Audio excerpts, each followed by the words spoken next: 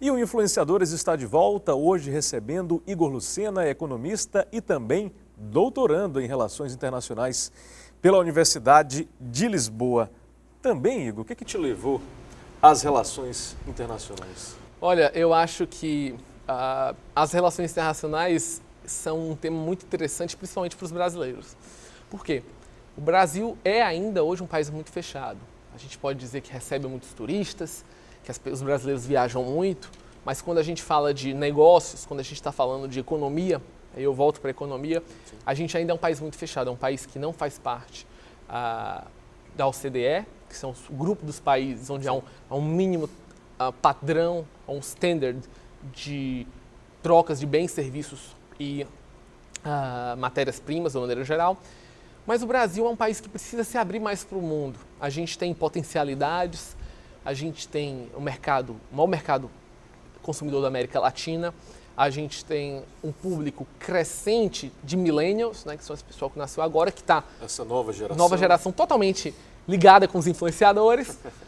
Mas o meu objetivo era sair um pouco da área 100% acadêmica. O Brasil, e eu acho que esse é um outro problema da universidade, nós vivemos uma academia muito presa a ela si própria.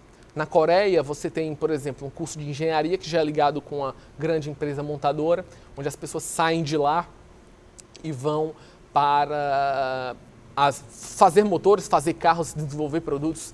E na Europa, nessa área de relações internacionais, eu tive a oportunidade de ter palestras e trabalhar com grandes pensadores de políticas econômicas, de trabalhos internacionais em think tanks, que são grupos de estudos que reúnem pessoas do mundo todo. Grupos de pensadores. Grupos de pensadores.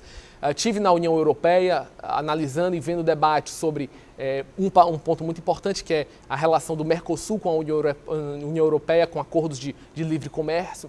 E que no final, o que a gente aprende? Que comércio, economia, integração diminui conflitos, fazem com que, de uma maneira geral, a riqueza da nação e das nações seja melhor distribuída. Da década de 1970, né, onde nos últimos 70 anos, acho que é melhor dizer, depois da Segunda Guerra Mundial, com os grandes acordos das democracias ocidentais, que eu posso incluir o Brasil, a gente teve com essa difusão do capitalismo, essa difusão das relações entre os países de uma maneira comercial, inigualável maneira de distribuição de renda.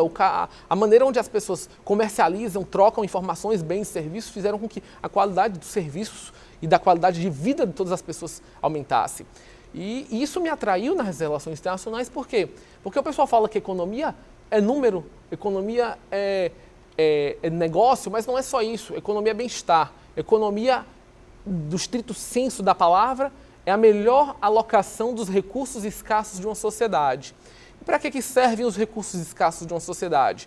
Para melhorar o bem-estar das pessoas e fazer com que as pessoas fiquem mais ricas no sentido não só material, mas no sentido de vida, no sentido de conhecimento. Então as relações internacionais, elas nos propõem uma outra visão, que é como nós, agentes de um Estado brasileiro, podemos nos relacionar com os outros Estados e a partir daí trocar experiências e essas experiências melhorar a qualidade de vida das nossas pessoas. São relações de troca e relações de ganhos e relações políticas que são importantes. Isso me atraiu, porque hoje um campo importante da economia, da relações internacionais é a geoeconomia. É como nós defendemos os nossos negócios com outros países. E isso falta no Brasil e isso é o que eu fui atrás. Como nós podemos desenvolver no Brasil uma política externa, uma política econômica que defenda os interesses nacionais, mas ao mesmo tempo esteja integrada numa cadeia global de valor. Alguns setores do Brasil já estamos, obviamente, carros hoje feitos aqui no interior do Pernambuco são exportados para o mundo todo. Sim. Mas outros setores não, outros setores nós somos ilhas paradas dentro do mundo. E é isso que eu fui procurar nas relações internacionais. Um conhecimento para poder integrar mais o Brasil dentro de uma economia global. Igor, quando você fala de economia global, e aí você fala da OCDE, o Mercosul ainda é muito tímido? Eu acho que o Mercosul ele não é alinhado.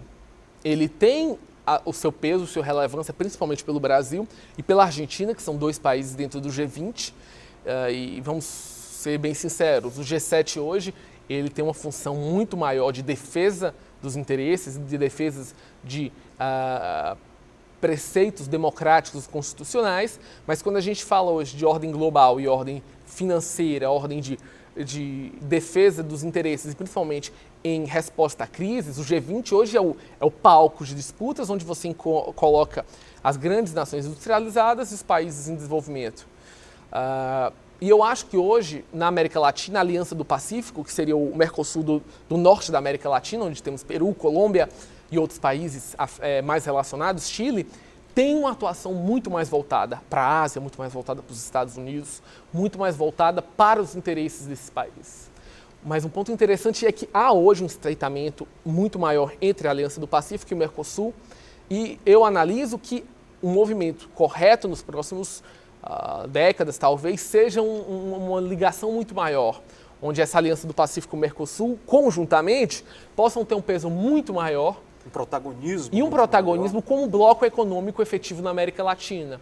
Porque quando a gente fala agora de economia global, não há para onde fugir. Os blocos econômicos, em seu maior grau de integração, como a União Europeia, onde você tem empresas e moedas unidas, ou principalmente blocos aduaneiros, como a gente está vendo o NAFTA, ou agora como a gente está tendo da Ásia, China, Japão, Coreia, são o futuro das relações entre os países.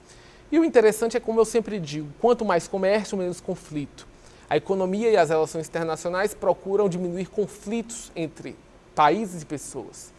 E o que a gente viu nos últimos 70 anos é muito simples. Quanto mais se expande o comércio internacional, menor criam os conflitos. Na Europa isso é um caso clássico. Na Ásia isso está acontecendo com as rivalidades muito grandes nos países do Sudeste Asiático, que vem diminuindo. E eu acho que na América Latina o objetivo é o mesmo.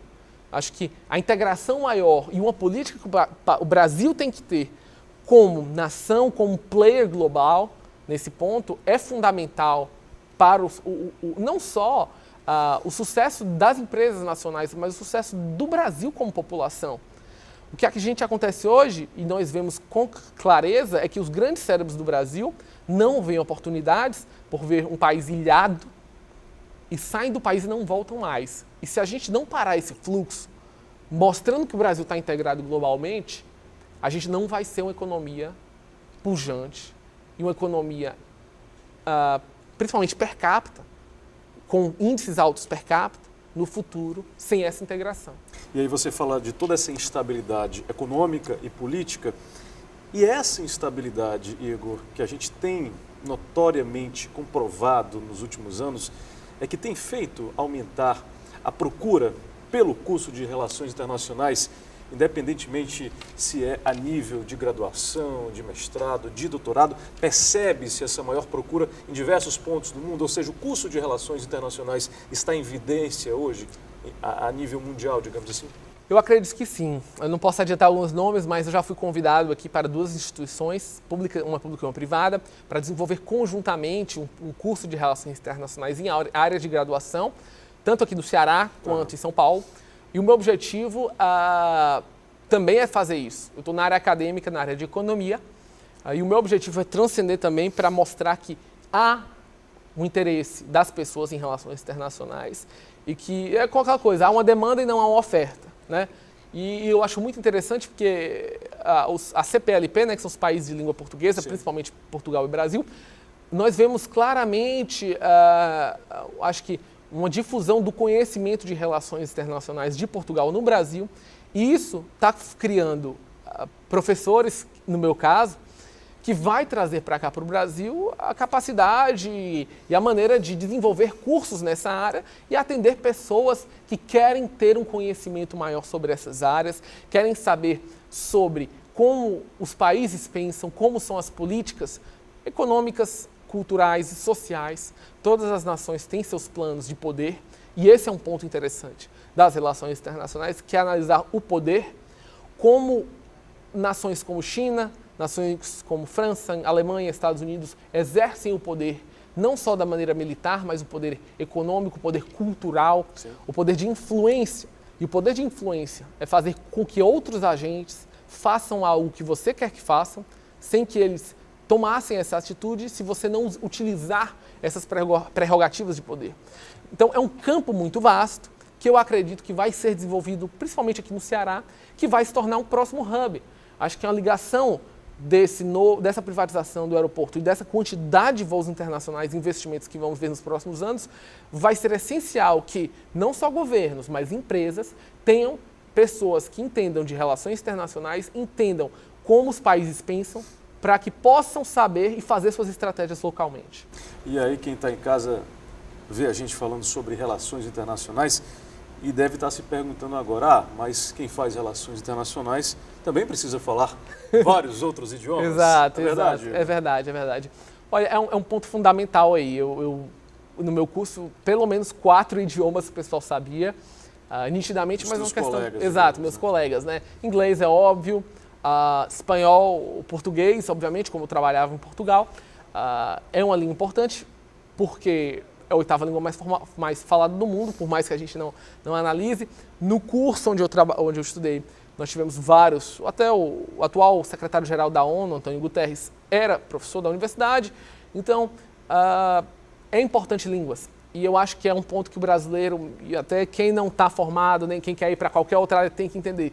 Inglês é fundamental. É básico. É básico. Espanhol é importante pela condição geográfica que nós estamos. Sim. Então você já tem aí 3 línguas básicas. E muitos dos nossos membros tinham formações específicas. Alemão, italiano, cada um voltado para a sua área de trabalho, né? Eu sou apaixonado por línguas. Quantas línguas você fala? E aí o pessoal não acredita às vezes quando eu falo. Hoje eu falo 7 línguas. 7 línguas. 7 línguas. Sempre fui um apaixonado por culturas estrangeiras. Comecei com o Japão, então o japonês para mim é tranquilo. Você fala japonês naturalmente? Naturalmente. Eu tenho que falar porque quando você está no Japão, o pessoal pode acreditar que é um país desenvolvido, todo mundo fala inglês, mas isso não é verdade. Tóquio, Kyoto, no centro eles falam, você vai para o interior. Zero. Até placas somem em inglês, então ou você sabe japonês ou você se vira. Então, obviamente fui para o inglês, espanhol, depois fiz italiano, francês, alemão e com o japonês terminei as 7 línguas junto com o português. E aí me dá um feedback, eu acho um background suficientemente grande para dar com Japão e da Áustria para cá, eu ter qualquer liberdade de conversa com qualquer agente dessa área de conhecimentos. Muito se fala que algumas pessoas têm facilidade em aprender novas línguas. Você se vê assim também, obviamente? Eu acho que sim. O pessoal dizia que números, quem tem uma facilidade de números, não teria de outra área, né? E aí é um pouco incongruente, porque a minha área de economia é muito números, muito gráficos, mas a área de leitura, eu sempre li muito, sempre fui muito assíduo na leitura, sim, desde quadrinhos, obviamente, que eu leio até hoje, sim, até livros bem mais complexos na área de relações internacionais e economia, mas eu digo que línguas é um pouco como matemática. Depois da 3ª, você entende que há uma ordem, uma maneira de organização das palavras, de criação, e que como as raízes anglo-saxônicas ou romanas são muito parecidas, termina que você preenche lacunas umas com as outras, no sentido que você sabe mais ou menos qual é aquela palavra que está falando. Então, eu acho que quando você se esforça num objetivo, você consegue alcançar. E eu digo com toda sinceridade, para mim é uma diversão. Eu adoro aprender, adoro ler, e para mim foi muito, muito positivo. É uma diversão, mas com essa diversão que você acaba sendo associado a alguns institutos de relações internacionais pelo mundo, é isso mesmo? Exato. Eu tive o prazer e acho que a honra de ser um dos poucos brasileiros, e hoje, acho que não conheço nenhum outro cearense que faz parte da Chatham House, que é o Real Instituto Inglês de Relações Internacionais. É um órgão que está presente na cultura europeia, principalmente na cultura inglesa, aí nos últimos 40 anos, e foi criado como um órgão de assessoramento da coroa, ainda no período de guerra, com os objetivos de debates econômicos e debates sobre os problemas das nações europeias. Eventualmente, vários pensadores fizeram parte da Chatham House, então a gente está falando aí de John Maynard Keynes, a gente está falando de Stephen Strange, que foram pensadores da área da economia política. Esses pensadores hoje tornaram um centro mundialmente famoso, hoje dos think tanks dessa área, está no top 10 e o principal da Europa hoje é ele. E hoje nós temos palestras de pessoas do mundo todo, então semanalmente você tem primeiros ministros, ministro de economia, responsáveis de órgãos internacionais e uma plateia de investidores, professores, membros da academia, mercado financeiro, representantes de governo. E o debate lá é o que? É o debate mundial. É a ordem econômica mundial, é a ordem democrática mundial.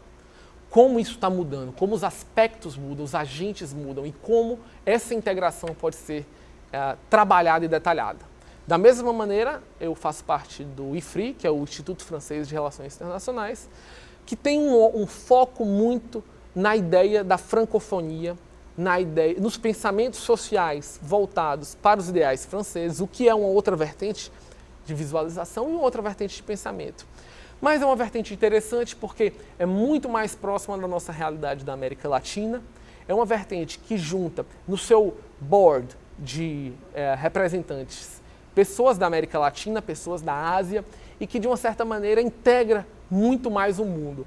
Isso é uma visão que vem aí ainda da época napoleônica, mas que contribui também dá uma visão da União Europeia, de Sim. que aquele continente é importante estar unido por diversas línguas e diversas culturas. E eu faço parte desses dois centros, não só contribuindo com ideias, contribuindo com esses debates, mas também com o objetivo de trazer para perto do Brasil essas ideias, trazer esses pensadores para que possam essas pessoas virem palestrar aqui no Brasil e no Ceará, mostrando como o Brasil é importante, como o Brasil tem potencial e como o Brasil tem que estar mais integrado. Eu acho que falta muito isso, a gente tem think tanks importantes em São Paulo, a gente ainda não tem muito isso no Ceará e é um objetivo que eu tenho nos próximos anos de trabalhar com membros da academia no Ceará, com órgãos de pensamento público, com embaixadas privadas, com agentes privados e pensar o que é que nós queremos para o Brasil e o que é que nós queremos para o Ceará. A gente não pode deixar com que todas as decisões estejam na mão do governante de plantão. As decisões são formadas em conjuntos com sociedades ao longo do tempo. E a partir daí que esses think tanks pensam o que é o importante para as diversas classes e diversas demandas da sociedade e que como conjuntamente esses trabalhos podem ser feitos e publicizados. Não é debater e ficar essas ideias dentro. São ideias que têm que ir para os jornais, são ideias que vão para as revistas, são ideias que vão para a internet, são palestras televisionadas, são palestras online e a partir daí o conhecimento científico nessa área vai para toda a sociedade e os pontos importantes que têm que ser debatidos são debatidos com todos os setores. Ou seja, conhecimento precisa ser compartilhado. É a democracia, é o ideal de democracia europeia. As relações internacionais pedem passagem aqui no Influenciadores com Igor Lucena, economista. Não sai daí, a gente volta já.